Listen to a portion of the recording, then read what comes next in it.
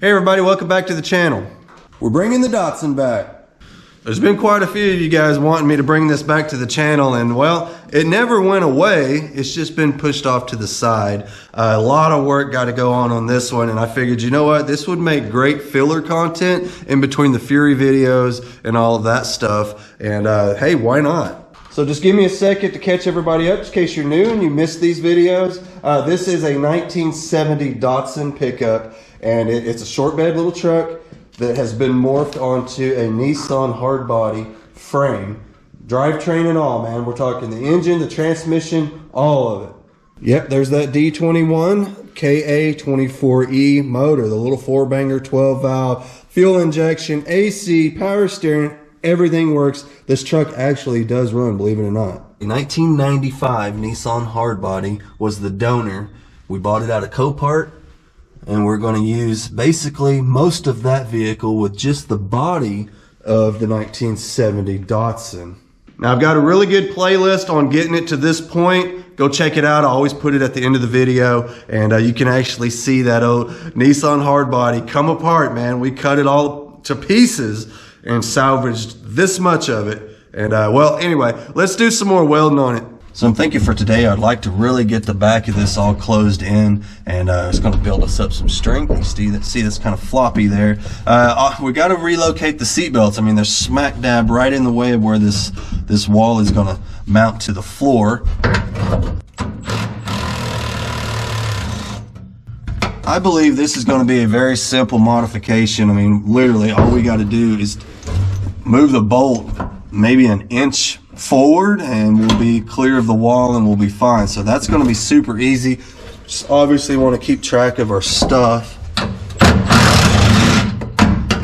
Don't want to lose any of this hardware because we will be reusing all of it. This one here, we might luck out. It may be far enough forward already. Yeah, we just might luck out with this one.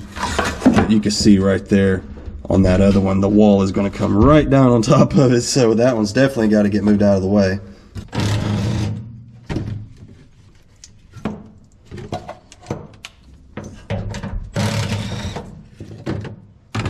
So I just got me an old piece of cardboard here. This just had gaskets in it, I think, if I remember right. And I'm trying to match the contour of this floor, because you can see it's all over the place. You know, so just kind of fine tuning this here, and it's really easy. I know most of you guys know how to do stuff like this, but you're just going to take your magic marker and just follow, you know, lay it down on there flat on its side and just kind of follow the contour, you know, all the way around. You just keep doing that until you trim that thing till it falls down into that space. And we're almost there. You can see that, I mean, as of right there, I mean, that's weldable. We would be able to put our piece in there and weld it just fine. But you can take a little extra time on these and get it just right, you know. And I figure since we're already here, why not? So between this pair of scissors, a razor blade, I even take some sandpaper. I've got a piece of sandpaper here, and you know, when I make my cuts, I'll kind of take my sandpaper and just kind of contour it all together. Some of this stuff you could cut really easy with the scissors, and then other little spaces, like maybe kind of up in this area, you could get your X-Acto knife or your razor blade or whatever and kind of trim out those areas. So really easy to do. I know most of you guys do stuff like this all the time, or maybe you did years ago, so you know what I'm talking about. But for you new guys, I mean, cardboard is your friend, man. You definitely want to make all your templates and everything with your cardboard versus trying to get in there and do it on the piece that you're welded in, because it might not end so well doing it that way.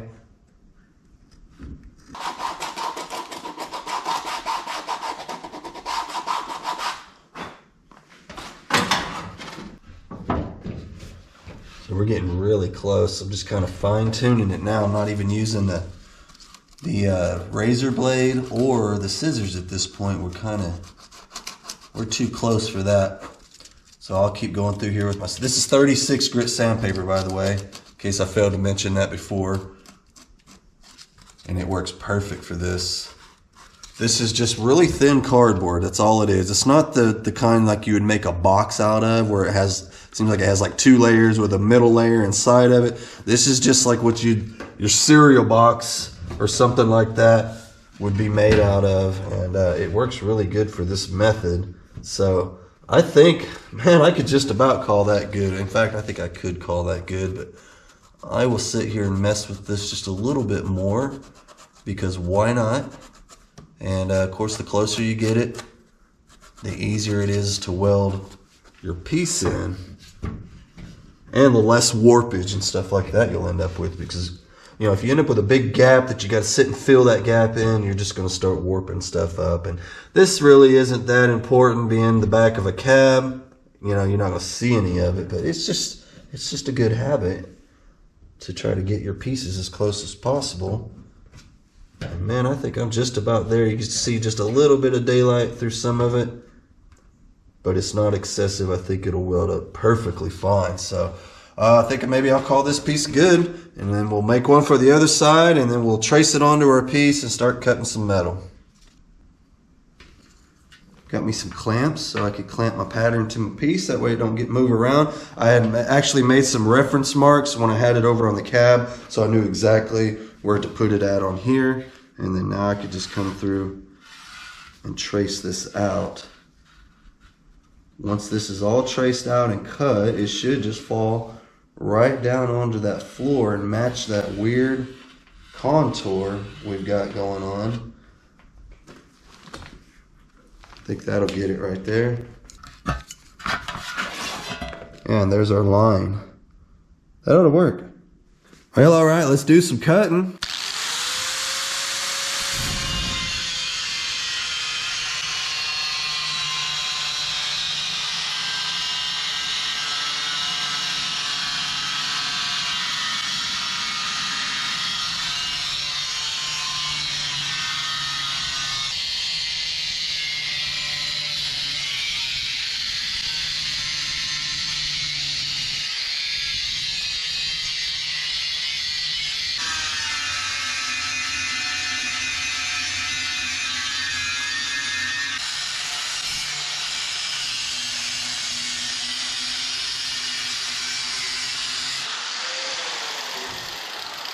Okay, so you can see where we kind of cut near the line, but not all the way to the line, especially up in these little tricky areas. Now what we're going to do is we're going to sneak up on it with our flapper disc and maybe a little angle grinder, like this guy right here.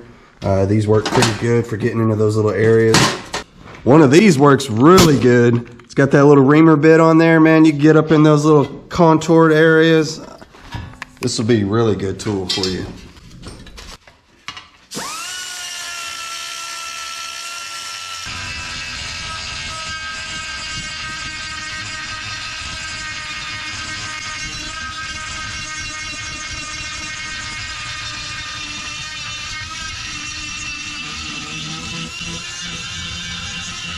I think probably one of my favorite discs to use to dress up metal and welds and all that kind of stuff is a flapper disc, man. This one here, these from DeWalt, they last a really long time. They're kind of pricey.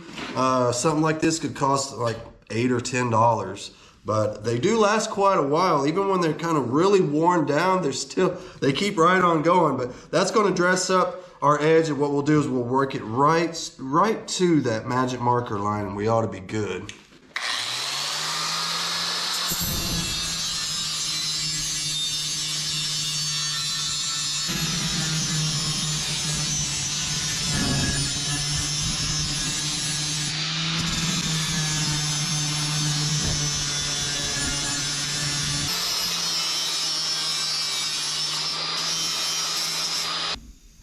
So just like with the cardboard, you may have to kind of fit this a couple of times to get it exactly right. I mean, you can see how close we are. We got just a little bit of daylight showing, so we'll come through and we will just barely, remember we're sneaking up on it here. That's the idea. We don't want to take off too much and then cause ourselves more work. So I just got a little more trimming to do. The cool part is we could just come over here, bring our grinder with us, right? And then start kind of working that It's mostly up in the little notches. You know, you could imagine it's kind of a little tedious area right in through there, and then it should fit perfectly after just a tiny little bit of fine tuning.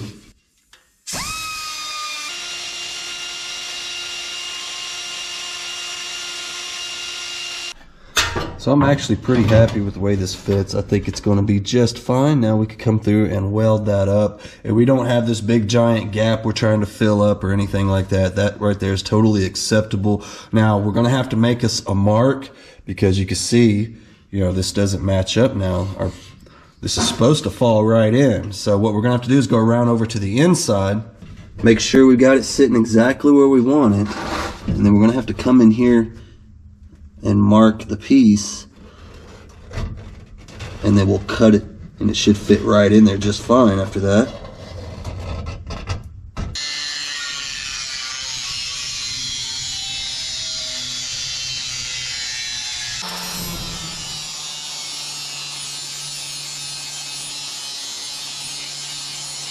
So I think I've got my piece fitting pretty good. It fits right up in there now. Something like that. I'm gonna get me a little reference mark through here, and that's just to tell me exactly where to clean the paint off with my grinder. Can't weld on the paint, so we'll have to come through, clean up all the edges, clean up the floor, and clean up this thing too, so we could get some welding going. I'm gonna take my little 3-inch angle grinder, pretty cool, got a 120 grit disc on it. Those things just twist right on there, man. Look how easy that is. Pretty cool. I'm going to go through, just clean up all my paint and make this a little easier to weld on.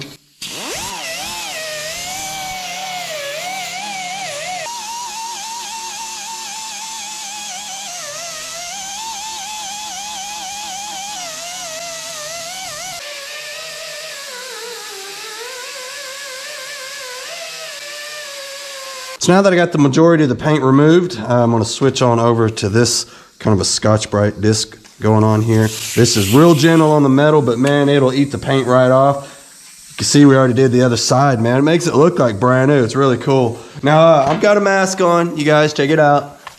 Anytime you're messing with any of this, any paint really, you should have a mask on. It's not good for you, but this old paint is something else. I mean, we don't know what we're messing with. Somebody's repainted this at one point, probably 25, 30 years ago. It could be lacquer. It could have lead in it. There ain't no telling, man. So wear your mask. It's a good idea. All right, so we got that piece looking good, man. It looks like brand new metal. That's pretty cool. So now we need to clean up our area for welding. I'm going to start by getting rid of these. We just don't need them. Trim pieces or something probably screwed into those, and they've been kind of in my way this whole time. I should have gotten rid of them earlier. Whatever. So yeah, now we come through here and just clean up all this where we marked it with our magic marker.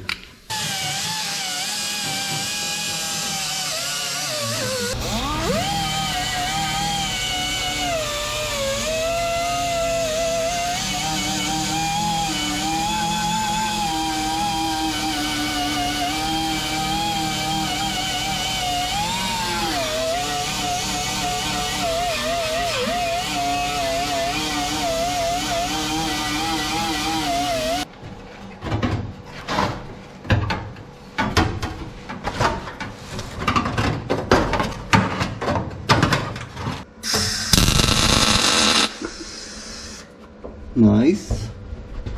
We'll just keep doing that all the way down till we get it in just right.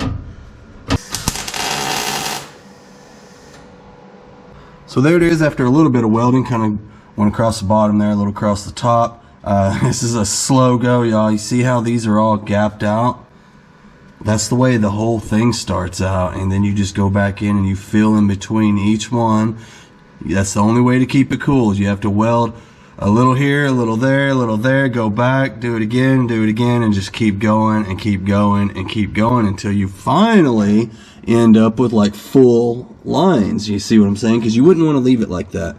You wouldn't want to leave it like that. When we go to do our body work, it'll just crack back out right along where the welds didn't go. You see what I'm saying? So it has to be solid, but unfortunately, you can't just start a bead and just start going with it. You got to do all that skipping around stuff. So I thought I'd go through and do a little bit of welding in real time with no editing, just to kind of give you an idea of what to expect in case you're new to this. I know most of you old guys, y'all know this, you've done it a million times. For anybody new getting into this kind of stuff, this is the way you do it. And like I said before, you've got to have patience, and then this is where it comes in at.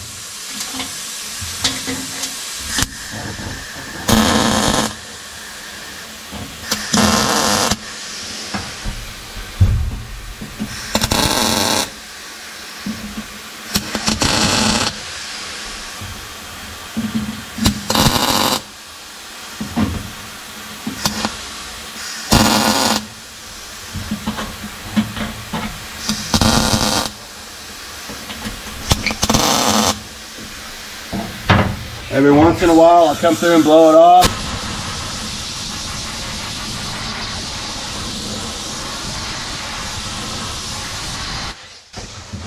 You gotta keep it cool too. It gets too hot, it'll warp up on you. You don't want that.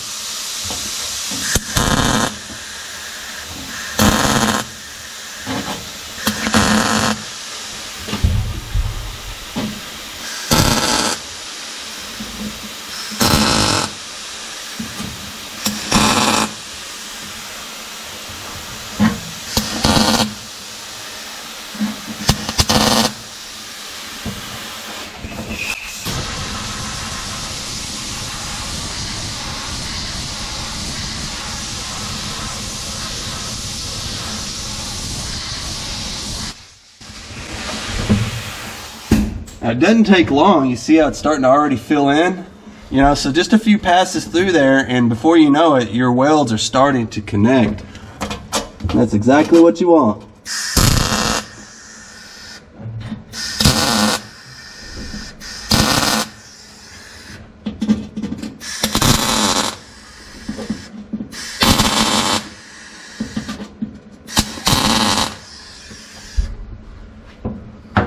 You see right here, our welds are actually starting to touch each other.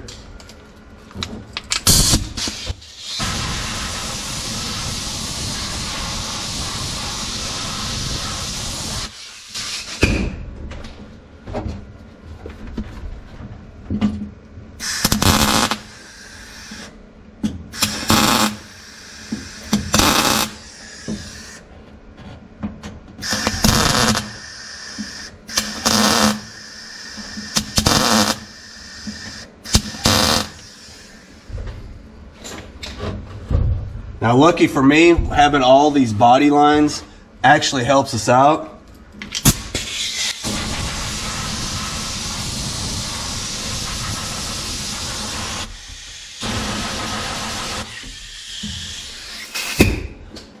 The part that's going to be most likely to warp would be these long sections here where the metal's flat, where there is no body line. The body lines, as most of us know, creates rigidity, and that helps us out. But like, let's say you were welding on a door or a tailgate or something, you know, a hood, whatever, something that's a big panel, doesn't really have a lot of body lines, just big flat surfaces. You would really want to take your time on this. You could kind of see where I might run like 3 welds in a spot, and then come over here, run 3, then come back over here, maybe run 3 more. That's fine, but that's about as far as I'll go with it without cooling it off. In a hood, on, you know, like a big panel, like I'd said, I wouldn't even go that far with it. I would do one, then come way over here, do another one, then maybe come right here in the middle, do another one, cool it off, and then just keep doing that. I would never run like 4 or 5 welds in a row.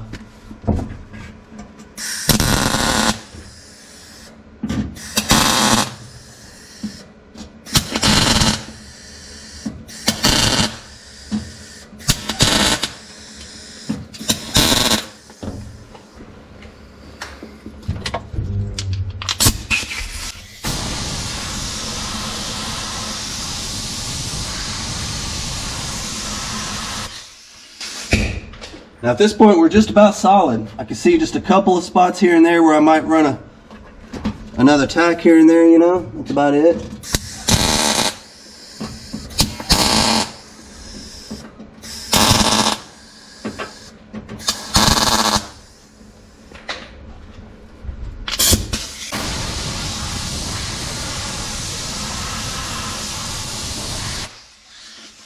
Yeah, like that. So that's pretty much what it'll look like when you're done. Just a bunch of little welds really close together.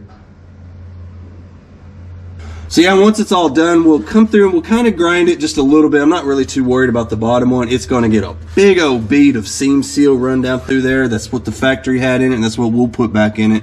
As far as all this go, we'll get a little more carried away with the grinder. We'll grind them down kind of flush, you know, so that way we could body work it.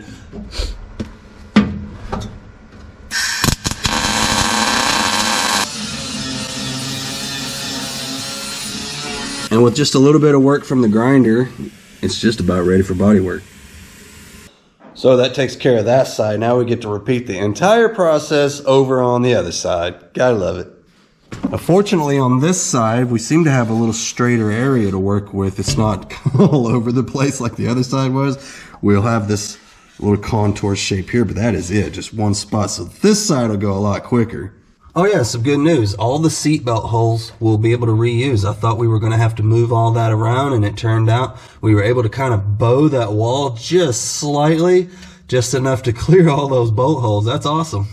Now I've got a bit of a confession to make. When we cut this truck apart, some of you guys might remember this, but we got a little YouTube-y and decided to take it out into the street and do a bunch of burnouts with it. Yeah, the neighbors probably thought we were a bunch of drunken idiots out there doing burnouts in a truck with the whole cab and everything cut off of it. Didn't even have a body on it at all. We just had a seat and that was it. But what happened was, I got a knocking rod now. Yeah, I'm an idiot, man. She's knocking. But with you guys hanging around, all that equals is just more content. So, hey, you know what? We'll put out a video popping the pan off and seeing about putting a rod bearing or something in it. Hopefully we didn't tear up the crankshaft. I don't think we did. I think the crankshaft is fine. So we got to get some bearings in there at least. But we'll find out. Maybe we'll do that on the next video. It ought to be interesting nonetheless. So anyway, I'm going to go ahead and get on out of here. I do appreciate everybody watching. You guys are awesome, man. We got a bunch of new subs, dude. I want to welcome each and every one of you. I want to thank Cold War Motors. Scott, man, thanks for the shout out. And thanks for purchasing a coffee mug, dude. That was awesome. Hell, that old boy probably have this thing whipped out in a few hours. So yeah, I think we got a few of his subs been stopping by hitting the old subscribe button. I want to thank y'all for that. I do appreciate it. Unfortunately, I won't be able to live up to the old boy over at Cold War Motors, but I will do my best to keep you guys entertained and try to not get too hackish with this stuff. And you're definitely going to want to stay tuned on this build, man. I mean, it's going to have airbags. It's going to have all kinds of cool stuff. Loud exhaust, side pipes. It's going to be awesome, man. But anyway, I'm going to get on out here. I will see you guys later.